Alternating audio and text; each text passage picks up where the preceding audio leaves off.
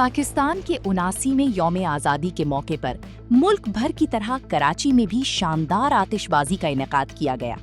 کراچی میں جشن آزادی کی مرکزی تقریب گورنر ہاؤس میں منعقد ہوئی، جس میں ہزاروں شہریوں اور معززین نے شرکت کر کے تقریب کو 4 چاند لگا دیے۔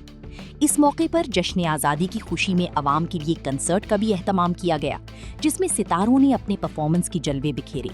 کراچی کی معروف شاہراہوں کو قومی پرچم کے رنگ سے مزین کیا گیا، جبکہ شہر بھر کو برقی قمقموں سے سجایا گیا۔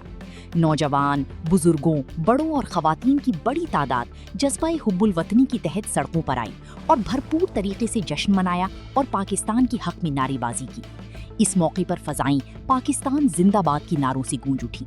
تقریب سے خطاب کے دوران گورنر سندھ کا کہنا تھا کہ مملکت خداداد اسلامی جمہوریہ پاکستان عظیم قربانیوں کے نتیجے میں حاصل کیا گیا، جس پر ہم بانی پاکستان کو خراج عقیدت پیش کرتی ہیں۔ انت بہر دی کل نکائی رنگی رنگ بڑھ